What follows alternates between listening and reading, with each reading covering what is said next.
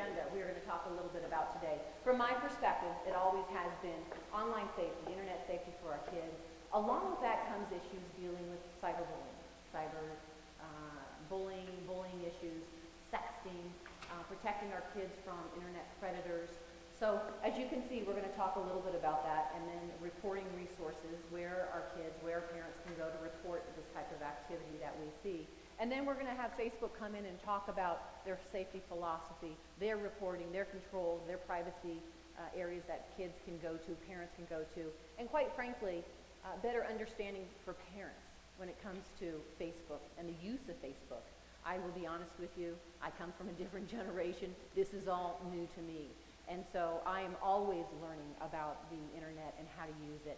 And quite frankly, I will go to my nieces and nephews, and they'll teach me how to use it. So it's nice to have Brooke here with Facebook talking to us. So let's get started. One person, though, I want to introduce who's going to partner with me on this presentation. I'm going to have him introduce himself. Hi, my name is Ryan McDonald. I'm an investigator with the Nevada Attorney General, served under General Masto, and I've been there for about 11 years.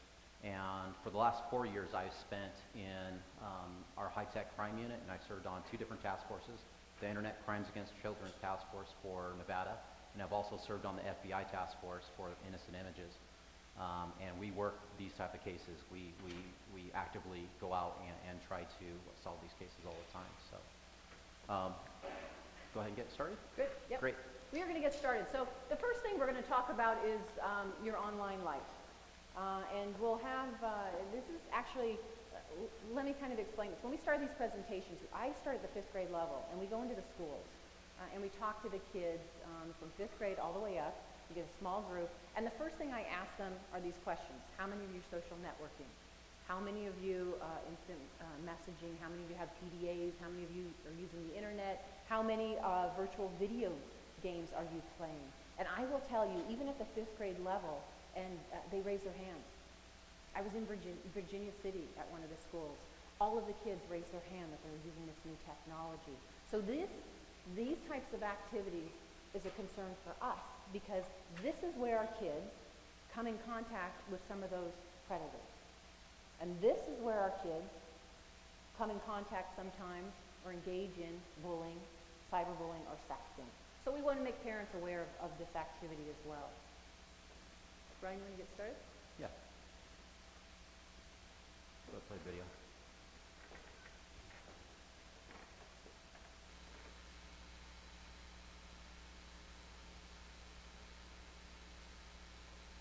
The internet, it's a tool that has to be used properly. You know, it's like a knife. I mean, it's very helpful, but it can also cut you. My name is Julie. When I was 13, I started talking to Tom. He didn't act or even sound like a 56-year-old man. So he was different on the computer. I knew that I wasn't supposed to be talking to him, but I did it out of a retaliation against my parents. It felt nice to have somebody who wasn't always trying to tell you what to do.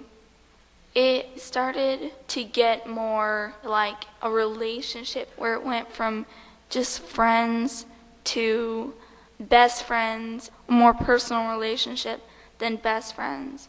I would instant message him between 3 and 6 hours a day. I was really upset whenever I couldn't get on the internet because I knew that he would be like, "What were you doing?" And he emailed me like 10 times wondering where I was at. Then you feel like extremely bad about it. It was an opportunity for him to manipulate more. I trusted him more than anybody else. He mentioned, wouldn't it be nice if we were together all the time? And then the thought came up of running away. The night I left, I kissed all my brothers goodnight, and he was in his truck, and we just rode out. I ran away for 3 weeks. The day that I was found, we were on our way to Reno.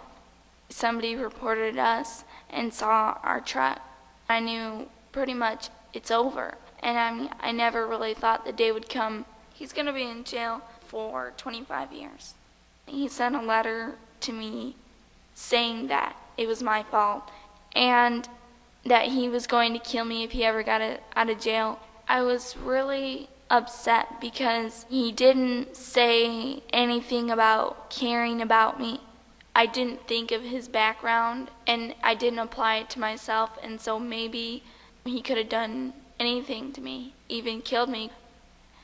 And so, now that I'm back, I feel like there's this huge emptiness inside of me. If I could have talked to people, maybe I would have had a different view on some things. If you're planning to run away, it doesn't help solve anything. If it does anything, it makes it worse. Little things can end up becoming a big thing. I kind of wish that I never would have run away in the first place. I would never do it again. Okay, so something I'm going to continually repeat throughout this presentation tonight is the place where you can go to tell somebody if you are witness to a situation like this, if you encounter a cyberbullying situation, a sexting situation. This type of stuff, you can always go to cybertipline.com. It's run through the National Center for Missing and Exploited Children, and they are a clearinghouse. They're the ones who will send it out to the 53 separate task forces that exist throughout the nation for Internet Crimes Against Children task forces, and they will disseminate it to us as soon as they can, and we will actively go out and investigate anything that is reported. It can be anonymous, but please, even if you suspect it, it's a very good idea to go to CyberTipLine and just report it and let us check it out. So let's talk about some stats with this. As you can see, 56% posted personal information online. That is a huge issue with us.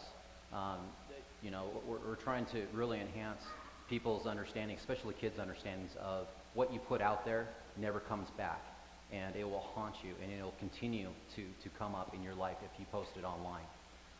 And kids right now are just posting too much information online, and we'll talk a lot more about that. 43% interacted with people unknown to them. A lot of what we do is going out and trying to save kids who have chosen to interact with individuals that they've never met online. And it's a big deal.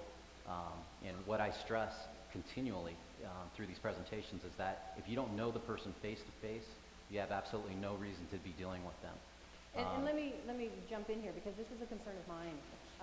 When we go in and talk to the kids, one of the things that we talk to them about is, particularly when you're on a social networking site like Facebook, where you can friend people. What we find sometimes in the schools, that it's really the popular thing to do is to have as many people friended on your Facebook page. How many do you have? How many do you have? And who has the most is the most popular kid, obviously. So that is a good thing. What the kids think about that as being a good thing. But what I tell them is, actually, how many of these people do you know in person? How many of those people have you met that you know that you can trust? Because the concern I have, and I know the concern that many parents have, is that some of those contacts could be predators. Some of those contacts are people that are taking advantage of now the information that our kids are putting out there because they have been befriended or friended on Facebook. And that is a concern. So what we talk to the kids is, don't allow anybody access to your page unless you know them, unless you've met them in person. Because I will tell you, and Ryan will attest to this, the predators are out there. Ryan works on our Internet Crimes Against Children task force. That task force is made up of federal, state, and local law enforcement. And what they actually do, they go out and they lure the predators. They pretend they're the young kids. They will get online pretending they are teens so that they can lure those predators with the hope of finding where they are and arresting them and stopping them from preying on our kids. It's so important to know that. And so what I always tell, and I tell my siblings this as well, and my cousins and everybody else, you need to make sure you know what your kids are doing online and who they're interacting with. This is an important statistic, these statistics that we're talking about, because this scares me. And it's important to be aware of what's happening. Next slide. So, continued stats, 28 posted rude comments, which goes to what we're going to get into is cyberbullying. It's becoming a major issue all over the nation, and there's starting to become a zero tolerance for it. General Masto is a big proponent of stopping cyberbullying and bullying in general, and we'll talk more about that. Sending personal information, 13%, you can see the stats here. These are all risky behaviors that can lead you to predators and can lead you to problems down the road for your own activities. And then the next slide is another one, obviously, which is a statistic is just as bad that you need to be aware of, which is the sexual solicitation of teens. As you can see, what we know, at least of the studies, is that 30% of the males and 70% of the females are targeted. But Ryan is here to tell you that that statistic is much higher. Right.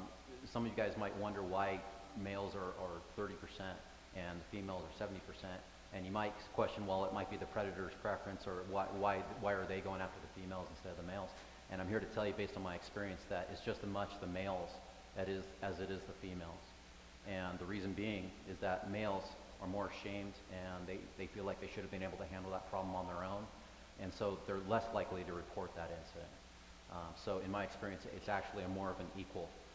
And I've investigated multiple cases where it's just as much the boys as it is the girls. And the other thing that we find, and we're going to talk a little bit about this, is quite often the contact that when it is initiated, as you can see from the statistic, particularly when it comes to the internet sex crimes, 95% were not forced. In other words, our kids voluntarily went to these predators. And as you can see from the next slide, what happens is literally the predators will groom our kids. And the goal from these predators is, when they go through this grooming process, is to get the kids to voluntarily come to them so that they could take advantage of them. We have a video. We'll let you take a look at this real quick. This might be the same one. That's what I think too. Julie's Journey, which you just saw at the beginning of this presentation. So let's talk about grooming. As General Mastro was just indicating, these are the things that they're going to try to do. As you can compare these to the video you just saw with Julie's Journey.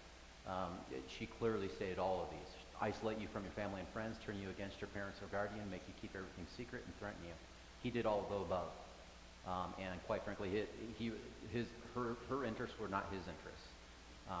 What he was after was the exact opposite of what she was after. She was looking for a friend and someone to trust, and he was after something much, much different. And the concern is, and what we talked about is, if your kids are playing virtual video games, and they're playing games against people that they don't know and they've never met, that is an access. That is a venue for these predators to start getting into talking with your kids and starting to groom them.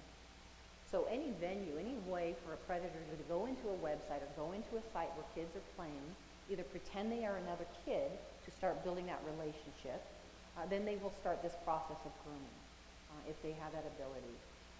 And for that reason, that's why we, on the law enforcement side, have the ability and work hard to do that undercover, to go to those sites and lure those predators for the protection of our kids. Here's what they're going to try to solicit from your kids. My personal opinion, a computer should be in a common area within your home. It should not be back in the bedroom of a kid. Sorry, kids. But I've dealt with too many bad things that have happened because of that. You should know everything that they're on. You should know not only their first Facebook page or their first online chat group that they're on, but you should know, not their first screen name, but their third, fourth, fifth, and sixth screen names. You should know what's on their phone, what kind of texts are going through. It's open communication. It's about having a conversation, and that's very important. Here are the risks: assault, abduction, exploitation, pregnancy, and disease, and I've seen all of the above through my investigations. So that's why I'm here to talk to you tonight. This is one of the greatest things I get to do, is actually come and talk to you guys, because if I can prevent one of these instances from happening, I've saved so much of your life because of that. And so there's one case that really, there's so many cases that we handle on a regular basis, unfortunately, that stand out to us. But Ryan, do you recall the case of the girls from Winnemucca? Yeah. That met a gentleman, and what happened to them and how that occurred? Perfect example of things that just don't happen in Las Vegas or any other big city in America. Winnemucca in Nevada is a very small town, very close-knit, And what happened in this particular instance is that these two twin girls were communicating with a girl that they had met online, and they trusted this girl, and they communicated for a period of time. And at one point, this girl invited them to come out and party with her up at Lake Tahoe. And what they didn't realize is that this girl was working for a pimp. And so they picked them up in Winnemucca about 2 a.m. in the morning. They chose to, they got into the car, snuck out, didn't tell the parents. They drove, and instead of making the turn to Tahoe, they continued on to Oakland. And for a period of months, they were forced into prostitution. They were forced to take drugs. They were continually threatened with violence, to the point where one of the girls was actually, her sister actually thought it was imminent, like the pimp was going to kill her. And so the end of the story is that one of the sisters escaped, ran to a Taco Bell that was closing, and thankfully the employee saw the distress on her and let her in, and she reported it, and Oakland police paid that individual a visit and saved the girls. So this is why we do this. This is why we're out here trying to be proactive on this. And again, so you will see, if our kids provide too much information online, they can be targets. And the question we always get, well, what's too much information? What do we need to watch out for? What is it that our kids are putting out there? What, as parents, do we need to ensure that we're protecting against? And that is such a difficult thing to answer, because I will tell you, we've had cases in where we've seen somebody, a young child, has been a target because when she put her Facebook page on, she's a cheerleader, and the mascot was on the front of her cheerleading page, on front of her chest, and the predator was able to target her just because saw the mascot, kind of had an area, knew where she was from, and was able then to go online and target the schools that have that particular mascot. So it's hard to say specifically what it is that you need to insure against, but I will tell you this: the more you prevent your kids from putting things online, the better for you, and you need to monitor what's happening there. I don't know if you have any other thoughts on that as well. They're actively recruiting in the malls. You can be a middle-class, average teenager, and these gentlemen are coming, not gentlemen, these pimps are coming into malls and actively recruiting. So it's something that, it doesn't happen a lot, but it's something you need to be aware of and be prepared for. So the next is the cyberbullying, which is another activity that our kids are engaging in. And this is actually a concern for many of us, and I know I see some familiar faces here that have helped us work on this issue of cyberbullying. And I know Green Valley High School, where we are here, has some programs that they have started to address bullying prevention. And there's great models across the state that we've been working on. But the activity, unfortunately, there needs to be more awareness of this, what's occurring. I want to show you what's happening in Washoe right now, because the chief of police for the school district in Washoe County has been a partner of ours, and he brought to our attention the most recent type of bullying.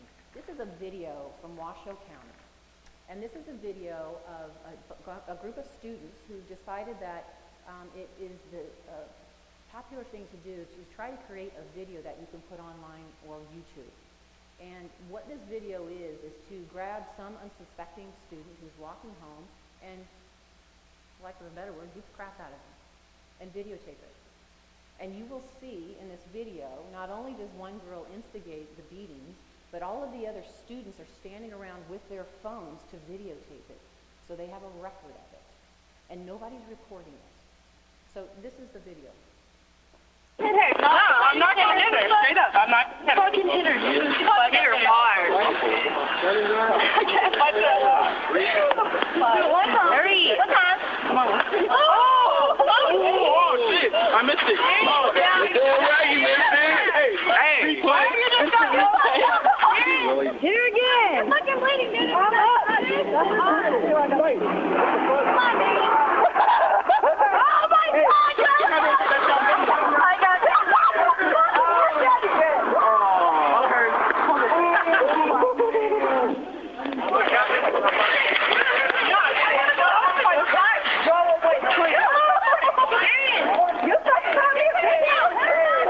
Hold on.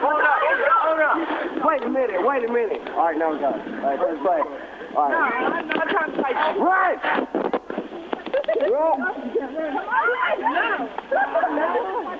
I'm just trying to go home. Go home. Don't go home. I'm about to go home. I can't. You don't want to let your mother. So in Nevada, because we've worked very hard with our legislative partners to address cyberbullying, and in Nevada we've defined it, but we've made it a crime. Depending on the level of type of bullying that there is, if there is bullying that threatens bodily harm or physical harm to another, and it actually results in intimidation or a feeling of frightening or threats by that victim, it can be a crime in Nevada. And it can be anywhere from a misdemeanor or a gross misdemeanor in this state. And so when we talk to the kids, we want them to be aware that the activity they're engaging in, first of all, is not respectful, it's not tolerant, it's not fun, but more importantly, it can result in criminal action taken against the students. And so something to be aware of for the parents. The next slide will show you. It talks about the crime itself, but we're going to get beyond that because that's a lot of the legalese. But this talks about, for the kids, what to do if you see some type of bullying or cyberbullying that's going on, how you can prevent this, how you can protect yourself, but also others, and who to notify. There is a case in Reno that I'll have Ryan talk about, the Reno High case, which was a combination of not only the bullying, but a combination of sexting, which we're going to talk about next as well. So this particular instance, I'm from Reno. I was born and raised there, and I went to Reno High School. And what happened in this instance is that boyfriend, girlfriend, they're in love. They're going to spend the rest of their lives together. Everything's lovely. Everything's going very well. And as most high school relationships end up, 4 months later, they're no longer dating. And in between there, the girl was so in love with him that she decided to send a nude image of herself to the boyfriend. So the boyfriend held on to that picture for a period of months, and some time goes on and he has a new girlfriend. She's messing around with the phone one day and she comes across that image, and she's not too happy about it. And so she decides that she's going to get back at the first girl. And so what she does is she goes and she photocopies that image 100 times. And she goes to the first girl's car that's parked in the Reno High parking lot, and she pastes that picture all over her car. And this is at 3 o'clock when all the kids are coming out of school and leaving. So imagine the horror of everybody leaving the school and seeing a nude image of you pasted to your car. Now, if you put that into perspective there, that boy who held on to that picture, and we'll get into this, is in possession of child pornography. Anything under the age of 18 is the federal crime. If by that girl copying that 100 times, she is then distributing child pornography. And so the first girl is not alone either, because she's created, even though it's an image of herself, she's created that child pornography. And you'll see as we go on here how detrimental that can be. So that is a great segue into our sexting. Does everybody know what sexting is? Anybody know? Okay, so sexting is basically taking a picture on your cell phone, explicit picture of something or somebody, and transmitting it to somebody else. For whatever reason, it seems to be the popular thing for our kids when they're going steady, they're dating, to get the girl to take a picture of herself, explicit, nude, and some picture like that, sexually explicit, and then take it with her phone and then transmit it to her boyfriend. And then he carries it on his phone. And what Ryan just described is these kids have just violated federal law, but they've also violated our state laws. But more importantly, when they're taking those pictures and they're transmitting them amongst themselves and they're putting them out there on the internet, we as parents, you should also know that once those pictures get out there, you can never take them back. They're out there forever. And so the next slide we want to show you, this is actually a particular case. I'm hoping we can get it. This is a case of a child pornography case where this young girl's picture was put on the internet by a child pornographer. And this is how fast, hopefully we can get it, how fast it traveled around the world. We've had difficult with this particular slide, so I'm hoping we can get it, but if not,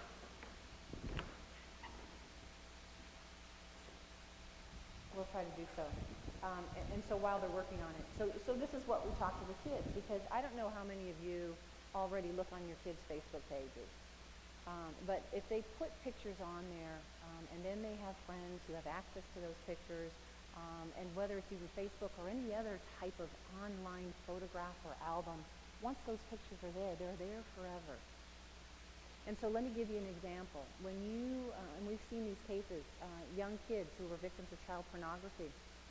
When they were victims of child pornography, not only they were victimized at that young age, but as they get older and now they're trying to get on with their lives, they've gone through counseling, they've gone through everything, and now they're trying to be young adults and working in the work world. Well, guess what? Those pictures of them, they're still out there. They still come across those pictures. So we have been able to pass laws in this state to give those victims who get re-victimized rights to go after those individuals who are still passing those photographs on. And that's something that we fought hard for in the legislature, and we had some great partners to do just that. So it looks like we're not going to be able to get that video on. It's unfortunate. So this is a survey of what's happening with sexting, and I'll have Ryan go ahead and explain that.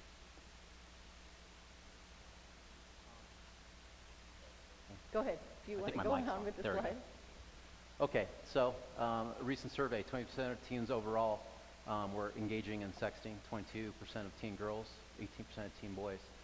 I think the percentages are much, much higher than that, and I'm getting calls every single day from the school district and from kids and from parents that say, take that image out of the internet, and it's like, it's gone. It's tough to explain to them that that's never going to come back. So, you know, I think those rates are much, much higher now. So here are the problems with the federal guidelines, and what I'm seeing is just creating an image of child pornography is 5 years prison time. And I just sentenced someone today. I didn't sentence him, but my final case was sentenced today for 5 years and lifetime supervision as a sex offender, and that's a real sex offender. But just to give you the scope of what federal crimes are, they don't take this lightly. It's taken very seriously. Distribution, sending an image is 10 years. Possession, mere possession, it can be 5 years. Production can be 15 to life, depending on the egregiousness of it. And so if our kids engage in this stupid activity, and they are somehow then investigated and then prosecuted under federal law, which is possible, and they are convicted, then they are convicted sex offender. And under our federal laws, as well as our state law, if you're a convicted sex offender, depending on the level or the tier you're in, guess what? You have to register as a sex offender in the state, and you have to potentially be on a website, a notification website, where your picture is there, and anybody in the neighborhood, anybody can pull up, based on their zip code, all of the sex offenders who live in the neighborhood. And that if you're convicted, everywhere you go, wherever you live, you're going to have to contact police, let them know you're there, where you're working, where you're living. And so that's something we don't want to have happen, because our kids are engaging in some ridiculous activity that they think is cool. That's at the federal level. At the state level, we've also looked at this to try to address this issue. And we tried to ensure that our kids, at the very least, if they're engaging in this activity, they're not on the website. They're not considered a sex offender if they violate the state laws. And we just passed legislation last legislative session to ensure that they, at the very least, wouldn't be listed as a sex offender and have to be put on a notification sex offender website. So that was Bill 277 that I just talked about. We're going to skip past that very quickly. And this is another case that Ryan handled with teens out of Reno. So in this case, perfect example of sexting, guys, is kids, teenage girls at home one night. They're messing around on their cell phones. They want to send a cute boy a picture of themselves, and it happens to be a nude picture. And so they send this picture to this cute boy, but what they don't realize is that they've dialed his number by 1 digit. And where it goes is to someone very, very different. And so this individual is texting them back, asking for more pictures and sending pictures of themselves, and then asking for escalating what he wants from them. And it gets to the point where he realizes they're school kids, and he says, if you don't do what I say, I'm going to take your pictures and I'm going to spread them all over your school. And then he continues to escalate, and he tries to start meeting these girls. And so one of the girls actually did a smart thing. She got scared, and she went and told her mom. And her mom did the right thing and decided to come tell us at the FBI, at the Nevada Attorney General's office in the Internet Crimes Against Children Task Force. And so we took over their identity, and we proceeded to communicate with this individual. This person was not a good person after we did some digging. He was a 45-year-old male freshly out of prison, had a long, long laundry list of violent crimes, and he was in a halfway house on parole. And so he forced or escalated again with us and said that he wanted to meet these girls. And instead of meeting these young, beautiful girls, he instead got to meet 12 very large, very handsome FBI agents with a lot of gear on, and you know, chase them across the theater parking lot, and that was that. So happy ending, but it's because these kids did the right thing and actually stepped up and told their parents what had happened, and it allowed us to get involved, because this ends up very, very different sometimes. So at the very least, the takeaway for our kids when we talk to them is, as you can see, make safe choices online. Never share personal information. Do not interact online with an individual you have not met face-to-face. Protect your friends and family from making poor choices, and respect others and yourself.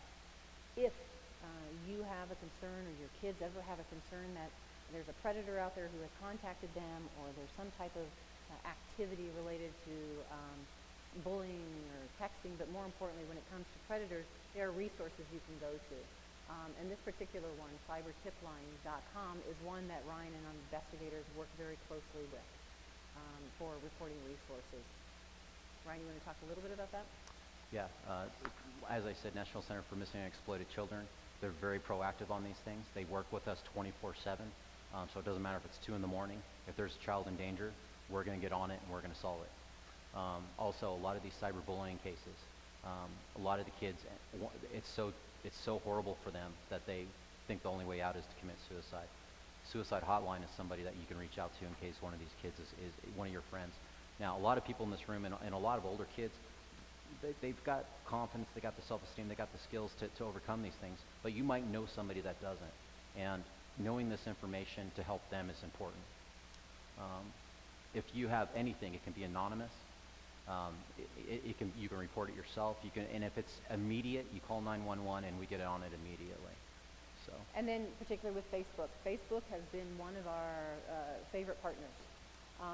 They have, not only with our office, but attorneys general across the country have been so proactive in working with us from a law enforcement perspective to help protect our kids. Let me give you an example. I have a sister who works in a middle school. She's a counselor.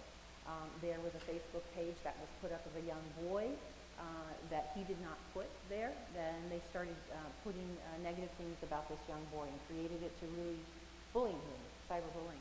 So the parents contacted our office.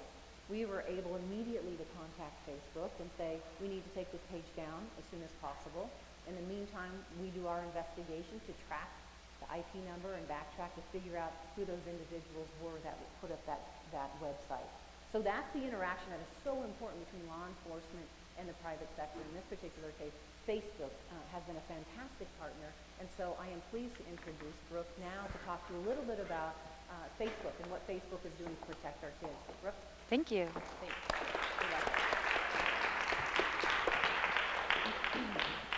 So I want to start by thanking Attorney General Masto, thanking Green Valley for hosting us here tonight. This is a very important topic, and I appreciate that so many of you have spent your evening to come and share your time with us so that we can teach you about these resources. So we've talked a lot about online safety general, and I'm going to dig down a little bit specifically into Facebook and how it works. And before I get started, I would love to get a show of hands. Who in here is already on Facebook? All right, so that's a good number. So as many of you may know, we recently passed a milestone at Facebook. There are now over 1 billion people who are active monthly users on Facebook. This can be a really difficult number to sort of wrap your head around. If Facebook were a country, it would be the third largest country in the world behind India and China. And as you can imagine, that in any country that size, you're never going to have a situation where there aren't any safety concerns, there isn't any crime, there aren't any bad actors. When you get 1 billion people together, there are going to be some bad apples. But what we have at Facebook is a safety team and our user operations team, which is working around the clock to help take care of some of these safety concerns, and that's what I'm here to talk to you about tonight. Hopefully this clicker will work, but it might not. So, what are people doing on Facebook? What are teenagers doing on Facebook? What is anybody doing? We are sharing information, right? Facebook is there so that you can share information. And we just heard in the previous presentation, people say, well, you want to be careful about what you share.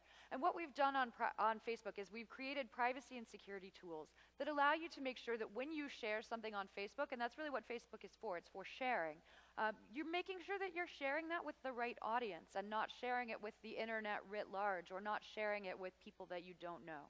So we're going to talk a little bit about how to do that.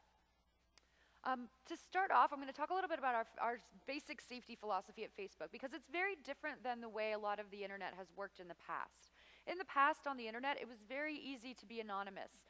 Who's ever been to maybe a local newspaper website where there was some controversial or contentious issue, some local issue being talked about? And if you go and you look on the comments on a lot of those news stories, especially the opinion pieces, you'll see people being not very nice to each other. And in fact, it often gets really vitriolic. So one of the things that we say at Facebook is that rather than this sort of old style that you would see where somebody could be relatively anonymous, right? They have an avatar instead of a photograph of themselves. They have a screen name instead of putting their own name. What we think at Facebook is that it's really important for people to use their real names, and we call this our real name culture. So instead of seeing something like this, you would see something like that. You see my face, you see my name, you see who I'm friends with, you see where I came from, who I'm connected to, my hometown. We think that this does two things. First of all, we want to encourage people to be their authentic selves so that they are interacting with their friends and their family in an authentic way. We want to make sure that these aren't people who are going to be posting spam or scams. We want to make sure that they're good actors, and we figured out that usually bad guys don't want to put their real name and their real picture. So we hope that mitigates the problem of scam artists and spam on Facebook. But the second reason is we think that it just makes people more civil when they're using their real names on anything that requires comments, when they're doing any sort of personal interaction. I'm much less likely to bully a classmate or harass a classmate if it's associated with my real name. So we take this very seriously. If someone tries to sign up for Facebook using a fake name, we have systems in place that detect these commonly used fake names, Mickey Mouse, Donald Duck, to name a few, but there are some other patterns that we figured out. And so we block the registrations of those accounts and really verify that somebody actually is named Donald Duck before we give them a profile that is named Donald Duck. The other systems that we have in place, with 1 billion users, we have a pretty good idea of what an actual person behaves like. So if we think that a profile has been set up maybe just to be a fake account, just to maybe impersonate someone, maybe just to be mean to someone, we have a good sense of how a normal person, of how a real person interacts on Facebook versus how one of these fake accounts works. So we have these kinds of systems that are constantly running to help us detect these fake accounts so that we can shut them down. So when you see content on Facebook that violates what we call our statement of rights and responsibilities, it's sort of what other sites might call their terms of service, but we think of Facebook as a community. So we have a statement of rights and responsibilities for the people that are in the community. And when you see content on Facebook that you think violates those basic principles, we give you the opportunity to report it. So who in here has ever reported something on Facebook? All right, much fewer hands. Who here has ever seen something on Facebook that they think should probably have been reported? All right, that's a lot more hands. So how do you go about doing that? How do you report something? So if you look in this top sort of right-hand corner, what you see here is a Facebook page. And I'm going to stop for a second and do a little bit of terminology. The difference between a Facebook page and a Facebook profile: a profile is something that belongs to an individual. So when you sign up for Facebook and you sit down and you fill out your name and how old you are and what your email address is and what your hometown, that creates a profile for you on Facebook. This is a Facebook page, so this represents an organization, an entity, a place, perhaps an elected official or a celebrity, a restaurant, a business. These are for things rather than people. If you consider, sometimes celebrity is a fine line, but the celebrity as a thing as opposed to, Lady Gaga's personal profile where she interacts with her friends and family. So this is how you would go about reporting a page. And we see pages created occasionally as a source of bullying, where somebody will create a, I hate Johnny sort of Facebook page. So the way that you would go about reporting one of those is to go to that little drop-down menu that I showed you, and you'd select report page. And I don't know why it's sort of getting away from me here. All right, here we are. So again, it's that little drop-down menu that's right there. And when you click on that, you'll see right here that it says report. It's a little fuzzy, but it's one of those options right there is to report the page. And when you do that, you'll see these options here, which tell you, is it a spam or is it a scam? Is it hate speech or a personal attack? Is it a threat of violence or harmful behavior, sexually explicit content, or this last category, which is sort of an administrative catch-all for something that's just not quite right? And I'm gonna focus on hate speech and personal attacks and violence and harmful behavior for the purposes of what we're doing here. So if I were to click on hate speech, for example, I would get this secondary drop-down menu. Now, it seems like sort of a hassle to have to go through and select all these buttons. The reason why we do this, we have a very large user operations team that is constantly getting these reports from all over the world, and we want to make sure they go to the right place. So somebody, for example, who is reporting a credible threat of violence or self-harm or suicidal content, that's information that we want to be able to act on really, really quickly. The other things are important, but they're not necessarily immediately life-threatening in the same way. So that's why we sort of drill down here so that you can make sure that your report goes to the right place. So those are the options for violence and harmful behavior. The other one I talk a little bit more about is for hate speech or personal attacks. And that really gets to what we're talking about here tonight in the context of bullying. So if there is a page, for example, the I Hate Johnny page that's been created to be mean to a particular student, I could use this and I could say it targets me or a friend. If it's broader, it targets a race or ethnicity, a religious group, gender or orientation, people with disabilities. All of these are common ways and common reasons why people are bullied. So we have different sort of reporting flows for each of those. So when you go through that process, you'll click submit, and what you'll be able to do is you'll be able to actually track what happens to your report. I know a lot of websites where you report something and it sort of goes off into the ether and you wonder, well, I wonder if anybody ever actually received that. We recently unveiled, within the last year or so, unveiled something that we call the support dashboard. So when you report content on Facebook for violating our terms, if you go to your account settings page, and I'll show you how to get there in a little bit, if you go to your account settings page, there will actually be something that says support dashboard. And that will only show up if you've actually reported something. You can click on that and you can actually see the status of your report and see what, if any, action was taken related to the content that you reported. So that was about the sort of general violation of our statement of rights and responsibilities reporting. The next thing I want to talk about is social reporting. And this is really great for students in particular who might not want to report something directly to Facebook. It might not necessarily violate our terms. It might just be something that makes them uncomfortable or something that they want to communicate with the person who posted it about the way that it's making them feel. That can be really hard for a high school student to do. If someone were to post something on Facebook that's about me, and it's this, right? It's not very nice. It's not necessarily harassment.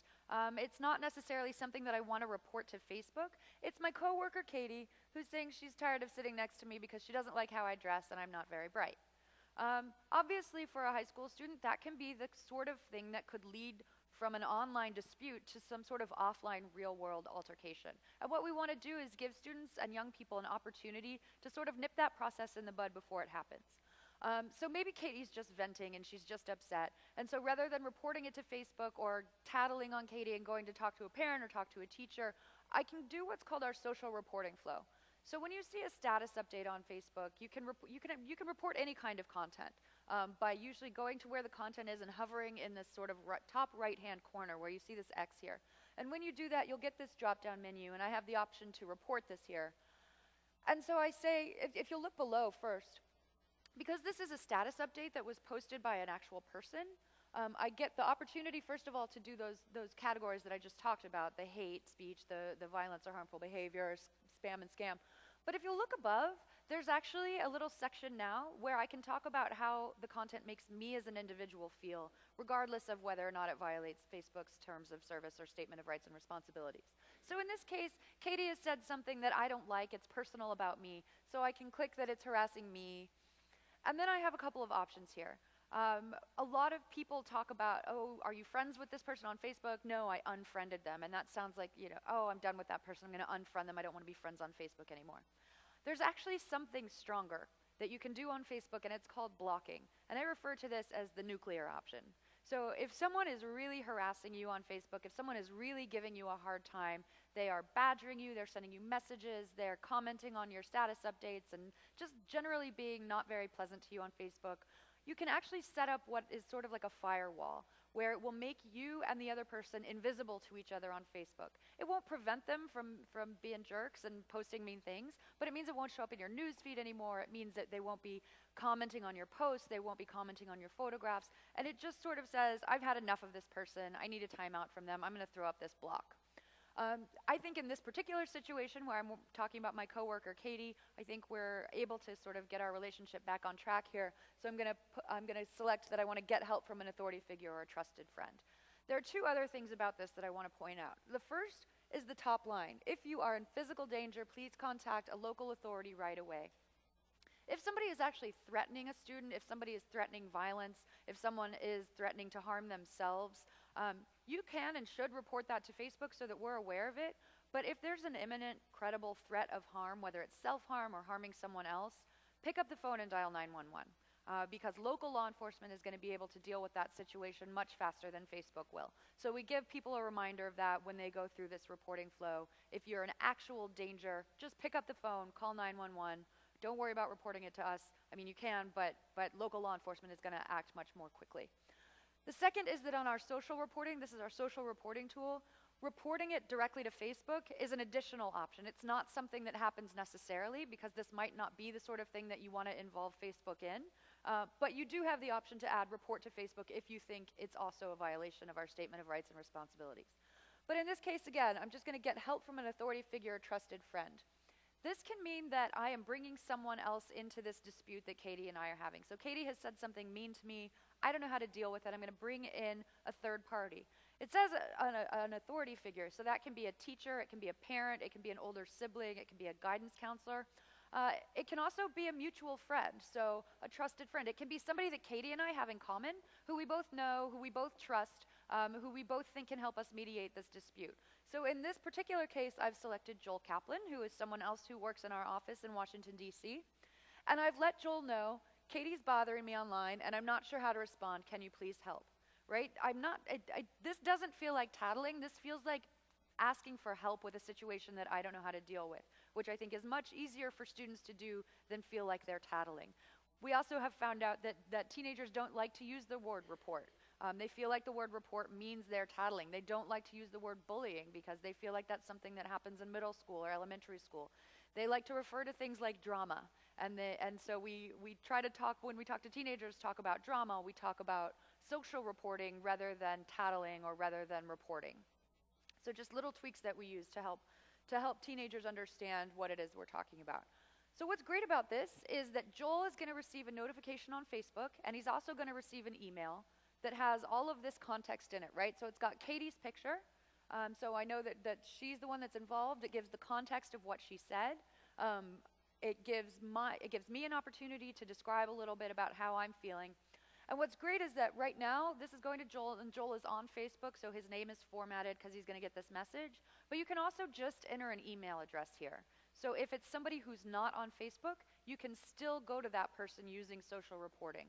We've actually seen some really interesting things happening with the ability to use an email address there. There's I believe it's a school district in Maryland that set up an email alias specifically for this system, and they've publicized it with their students, and they've said, if you've got something going on Facebook and you want to be able to report it, but you don't want to have to come and talk to someone face to face, you can just put in this email address, and someone at the school, a guidance counselor, is going to be notified, and they'll realize, hey, there's a situation going on with Brooke and Katie, maybe we want to keep our eye on that. So it's just this great sort of light lift way of involving the school and letting them know what's going on between two students. So that's our social reporting tool. The last kind of reporting I want to talk about is impersonation, because this is a kind of bullying that we see happen pretty, unfortunately, more regularly than we used to. And what happens with impersonation is this really gets at what I was talking about earlier about our real name culture. Our real name culture is so important to us at Facebook. And so when I created my timeline, and this is an actual screenshot of my actual timeline, I went to a great deal of trouble to fill it out with information about myself so that it really tells my story. It tells you where I went to school, it tells you my hometown, it tells you where I live, it tells you where I work. You know, those are my real friends there, those are photographs of me, those are places where I've been. I went to a lot of trouble to do this. But what if somebody else had done this? What if somebody else had created this exact page with all of my information, and they did a really good job, and they really made it look like me, and they went online and they found a photograph of me, and they were able to create this. And then they were able to use this fake account, this impersonating account, to become friends with my friends, to connect to my family, to connect to my coworkers, specifically so that at some point in the future, they would be able to just unleash on all of these people by posting really embarrassing status updates, or posting embarrassing photographs, or posting things that I would never say to my friends and family, but I'm saying them to my friends and family because they believe that this is me. They think it's a real account. Obviously, this is very problematic for a company that really prides itself on its real name culture. So reporting impersonation is its own separate flow. It's separate than all of those other reporting. You do it the same way. So I'm reporting, in this case, this is my timeline, and I'm reporting again. I go to this little corner here. And wherever you see anything on Facebook, it's a little hard to see here, but that is actually, it looks like a little gear. A little circular gear. Wherever you see that on Facebook, that means there's some sort of drop-down menu of options. Sometimes it's to access settings, sometimes it's to access reporting. But wherever you see that, it's sort of like choose your own adventure book, so know that you've got options when you see that little sign there. So when I'm reporting somebody for impersonation, I go through the same thing where I click there. And then it gives me an option of how to report this timeline. Unfortunately, this is actually a little bit old, and so this looks a little different now, but you still have the ability to say, this timeline is pretending to be me, or it's pretending to be someone I know. And I am able to report that directly to Facebook. We take these reports very seriously. We try to respond to them as quickly as possible. Again, getting back to the importance of our real name culture, and that's something that we want to take care of right away. I actually had a student ask me earlier today, what happens if this is actually my account, but someone reports it as a fake timeline, and somebody reports it as impersonation? What happens then? Because we take this so seriously, when you set up a Facebook account, we don't require any sort of user authentication. You know, we don't make you use a credit card to verify your identity. We don't make you send in your driver's license or anything. But in a case like this, where we're really trying to get to the bottom of a legitimate dispute about, is this person who they say they are? So, you know, someone's reported it, we'll actually do some of that kind of verification, and someone might contact you to follow up and get a little bit more information so we can make sure we have the right person. So that's a relatively new flow for reporting impersonation. So all these reports that are coming in, what's happening to them? We have offices all over the world. We have a safety team that is working 24 hours a day, 7 days a week, and they are responding to the reports that come in 70 different languages. So to give a couple of examples, this is my friend James. He works in our Menlo Park headquarters in California, and he and his team respond to reports like this all day, and they work on the safety team, and they take care of things. But when they go home at night, they pass things over to Patricia, who works in our Dublin, Ireland office, which is our European headquarters, and they have user operations people there who are responding to reports. And when her team goes home at night, they pass it on to Ruksha and her team in Hyderabad, India. And these are 3 examples that I use because they fit nicely on the map. But actually, these offices are all over the world, and there are people, user operations people, who are constantly responding to these kinds of reports. Again, 24 hours a day and in 70 different languages. So that's sort of what we have in terms of reporting. I want to talk now about some of the other tools that we have for safety, for privacy on Facebook, because a lot of safety, especially with younger people, revolves around how they use their privacy settings. So to get to your privacy settings, if you're on any page in Facebook, you go to this top right-hand corner and this little caret right here. When you drop down on that menu there, you'll see that right here is privacy settings. So if you click to get to your privacy settings page, oh, and really quickly before I do that, I talked about that support dashboard where when you report something, you'll be able to go and check and see the status. If you've reported something, if you actually go to account settings, which is this setting right above, you'll be able to see your support dashboard when you get there. But so this is your privacy settings page. Who's seen this page? All right, not nearly enough hands relative to how many of you raised your hands and said you'd been on Facebook. So I want to talk about these privacy settings. The first thing I want to point out is right here across the middle. And these are where you can set what is sometimes referred to as your default privacy setting. I don't like to call it the default because you can go back and you can change it really whenever you want to. So what I like to do is I have made it a rule of thumb as a Facebook user to go and check out my privacy settings every 3 months. I do it quarterly, and I have a little reminder for myself on my Microsoft Outlook calendar that just goes off every 3 months, and it says, "Hey, Brooke, go check out your privacy settings." And I do that for 2 reasons. I don't do it because I think that Facebook is suddenly going to change my privacy settings. I do it because first, Facebook is constantly unveiling new products and the way things and adding new services. And I want to be sure that when those things happen, if there is a privacy setting for that new product, I want to make sure that I've learned what it is and I've taken the time to realize, do I want to do this? Do I not want to do it? And I want to take the time to understand what it means. So for example, 5 years ago, the only photograph you could add to Facebook really was your profile picture. And there weren't a whole lot of other options. And then we realized people were changing their profile pictures a lot because they wanted to share photographs. So we made it possible for people to upload multiple pictures and create albums and create a whole photos section. Well, what that meant is that when you uploaded all these photos, it meant that there was a new setting that existed for the privacy that you wanted to have associated with your photographs.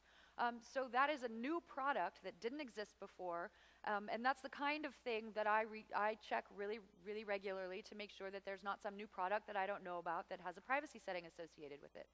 The second reason why I check it so regularly is because I travel a lot, and I am constantly meeting new people on the road, and I am making friends with them, and some of them I connect with on Facebook.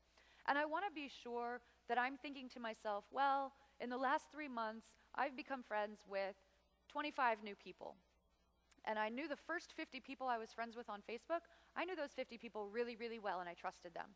And the second 50 people I was connected to on Facebook, I knew them pretty well. And the third 50 people, I knew reasonably well. We were social, we were acquaintances, and so on and so on. And so the most recent 50 people that I've probably added to Facebook, I probably don't know really very well. And so I want to make sure that I'm comfortable with those 50 people that I've added in the last 3 months, and make sure that I know, oh, my privacy setting is set to public or it's set to friends. I want to make sure that I'm comfortable with sharing information with those people.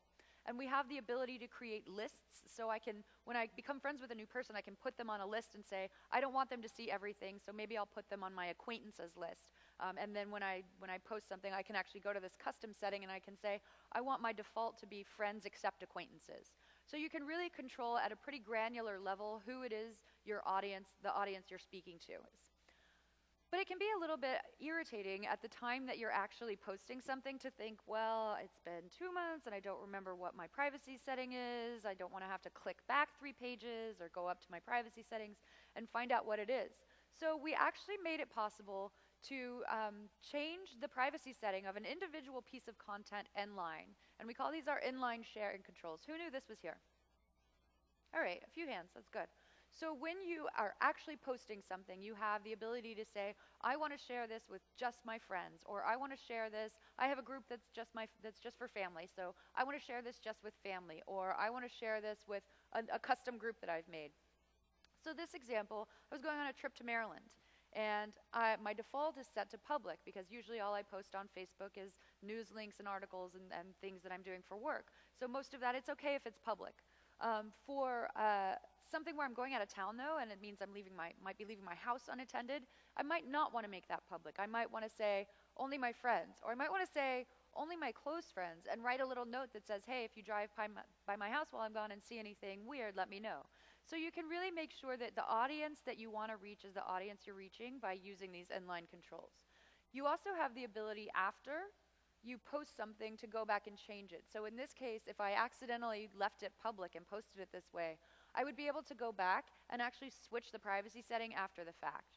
I can do it right away, I can do it the week after, I can do it a year later, and there's actually a setting in the privacy settings where you can go back and change the setting on all of your past posts. So if you're thinking to yourself, oh, I'm a junior and I'm about to start applying for colleges and I've done some stupid things that I posted on Facebook and maybe I don't want a college admissions recruiter to be able to look at my page and see that because we might have friends in common. Maybe I should go back and make all that stuff private. That is an option, and I recommend that you do it, especially at that sort of time if you're searching for a job, if you're trying to get into college, various times in your life when you're going to want to go back and make things private. So you have that opportunity. But to go back to the privacy settings page for just 1 second, as I pointed out, this is sort of the default here. And I want to point to this one here, which says public. For people who are between the ages of 13 and 17, minors on Facebook, that public, the widest possible audience that can be shared with is friends of friends. So if I, as an adult, were to select public, that means anybody on the internet would be able to come to my page and see what's posted there. For a minor, for someone between the ages of 13 and 17, public means that the most amount of people that can see that are friends of my current friends. Now that sounds great, but when you have, unfortunately, the situation that Attorney General Masto spoke of, where kids are going out and trying to add as many as they can, and it's a big popularity contest, you know, if I've got 1,200 friends and my friend's got 1,200 friends and she's got 1,200 friends, pretty soon that number gets pretty large, and friends of friends, you know, in some social networks can be as many as 30,000 people. So my recommendation is that the default that young people, especially 13 to 17, go and make friends their sort of default setting, and that they don't do anything public. The next thing I want to talk about here is called timeline and tagging. So when we switched to the new timeline format for profiles, which for those of you not on Facebook, we sort of changed the look and feel of what a profile on Facebook looks like. When we made that change, we also added something called the activity log, which is this long running list of pretty much everything you've ever done on Facebook. It's visible only to you, so you can go back and check things. You could decide in line there what to make private, what to make public, what to hide or keep public on your timeline. And what you can do with this setting here, and it's, just skipped through a lot. Jennifer, can you go back a couple?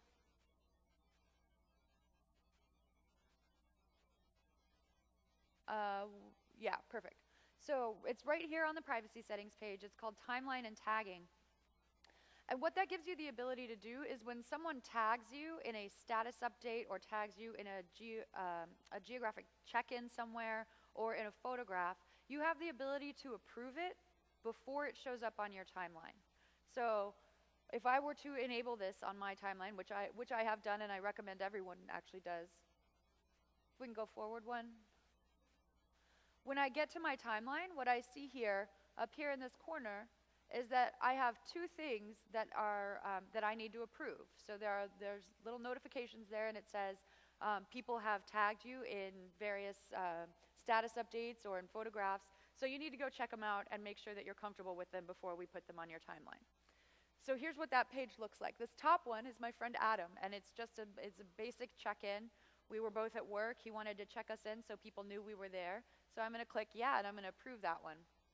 The second one is a very strange picture of me holding a porcelain dog, and my colleague Andrew has said caption contest. I don't like the direction that might take. So I might not approve that one to show up on my public timeline because I might not want everyone to see that. Now what this doesn't do, it doesn't remove the tag. It doesn't untag me from the check-in. It doesn't untag me from the photograph. On Andrew's page, that photo still exists and it still has my name on it. I can then go and take my name off it, or I can go through those social reporting tools and ask Andrew to take it down. But what this does is it prevents it from showing up on my timeline, which is what I really have control over on Facebook. So we say safety is a conversation at Facebook, and I'm going to talk about some of the partnerships that we have with other industry groups, with academics, with nonprofit organizations, with government agencies and law enforcement. But we say that safety is a conversation because safety online isn't like a single lesson, right? When you're teaching kids about safety and you're teaching them how to cross the street and you say walk up and look both ways, and then it's safe to cross the street, and that's a single lesson that you learn. But safety online isn't a single lesson. It's a conversation that has to be ongoing. And that's because the nature of the threats that exist in the online space, they're constantly changing. I'm sure that both of the other Other folks here tonight will tell you that we're always seeing new threats emerge online, and therefore there have to be new solutions and new safety precautions that we take. And so that's an ongoing dialogue and an ongoing evolution that's really important to us. So it means we talk to groups like this, and it also means we have some other partnerships. So the first is our Safety Advisory Board. This is a group that we created in, I think, it used to be on there. I think in 2009, of 5 different leading safety organizations worldwide, and they run the gamut from child safety issues, there's family safety issues, there's the National Network to End Domestic Violence. Obviously, survivors of domestic abuse have some particular privacy needs. So we make sure that when we create new products, when we're thinking about new things that we're going to do at Facebook, we always get feedback from these groups. We always solicit their input about new products so that we can make sure that they're as safe as possible and make sure that people understand, make sure that the privacy tools are easy for people to understand. The second thing, we do some partnerships. We've done a couple with celebrities. So these are 2 examples. The first is Demi Lovato, who is well known to a lot of teenagers and other people. I believe she's a host now on, what is it, The Voice? Is that right? Bunch of blank looks. Somebody said yes, I believe it then.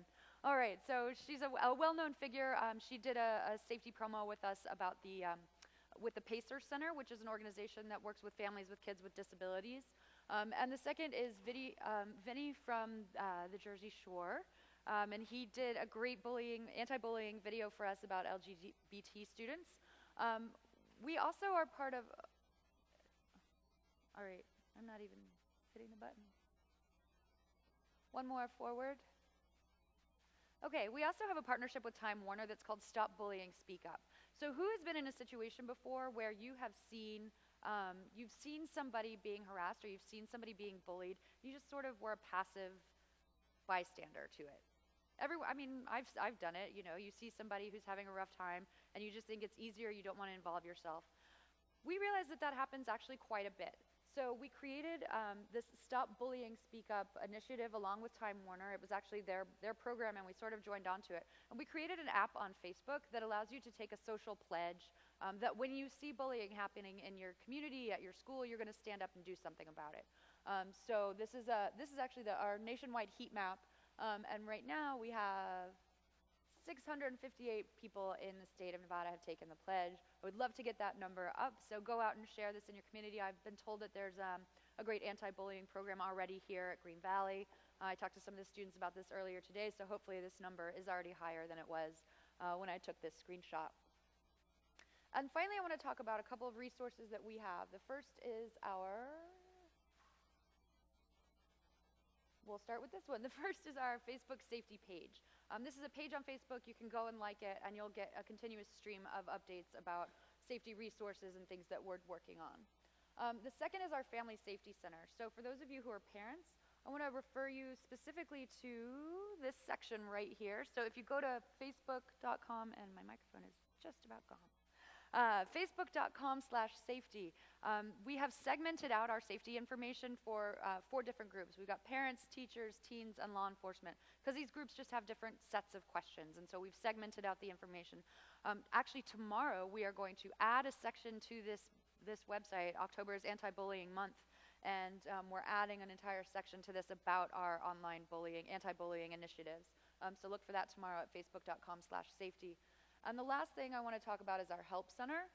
We recently redesigned it. It's very easy to use. It's very intuitive. If you have a question, it actually says up there like, "Hi, Brooke, what can I help you with?" So it's very friendly, and you can just type whatever it is you're looking for up there, even if you aren't sure, if you can type some keywords.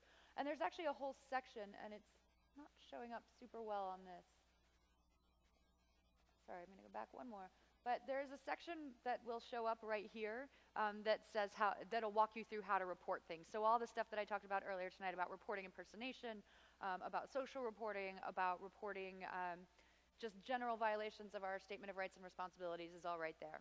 So I want to thank you for your time.